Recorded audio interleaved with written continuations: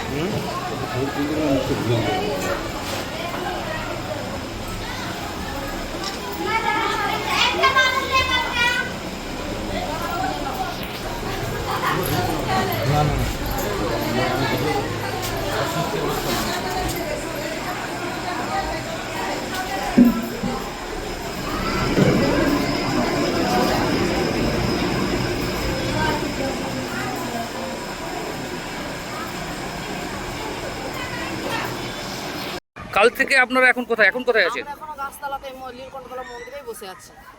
কেন? কি করব, বাড়িগুলো সব ফেটে গেছে, ভেঙে গেছে। আমার তো বাড়ি একদম খতম, শেষ হয়ে গেছে। কি করে হয়েছে? কি মনে হচ্ছে? এবারে কি করে বলবো কি হয়েছে?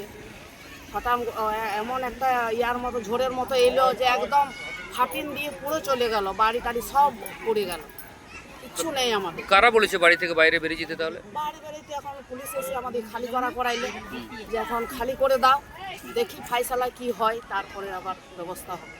আর তো কিছু বলে না। কাল রাত থেকে কোথায় আছেন তাহলে? তিনটে থেকে আমরা এখানে আছি। 3:05 হয়েছে, এই নীলকণ্ঠতলা মন্দিরেই বসে আছি। আর এখন গাছতলায় কেন আছেন? এখনো বসে আছি, এখন তো ঢুকতে দিচ্ছে না। কি নাম আপনার? আমার নাম ফাতেমা বিবি। আছেন? আমরা আছি এই গাছতলা মন্দিরে। তো কি হয়েছে? আমাদের ঘর দুয়ার সব ধসে গেছে, ফেটে গেছে, পড়ে গেছে। হ্যাঁ, এই সব হয়ে গেছে। তো কাল থেকে কোথায় আছেন? আমরা এখানে আছি গাছতলায়। হ্যাঁ, এখনো তো গাছতলায় বসে আছেন? এই তো গাছতলাতে বসে আছি, আর কাল থেকে বসে আছি এখানে। খাওয়া দাওয়া দিচ্ছে এখানে। বাড়িতে যাননি? না, বাড়ি আছে অথচ গাছতলাতে বসে আছেন। বসে আছি। প্রশাসন থেকে কি বলছে? এখন যাইও না, ফাসলা হবে তারপরে যাবো।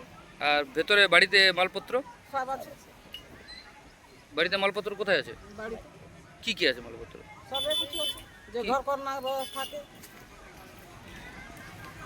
তো এই যদি প্রশাসন যদি না ঢুকতে দেয় তাহলে এতদিন ধরে এখানেই থাকবেন, গাছতলাতেই থাকবেন? কি করবো, কোথায় যাব? আমাদের এইখানে কলকাতা কোথায় আছে বাড়ি জায়গা?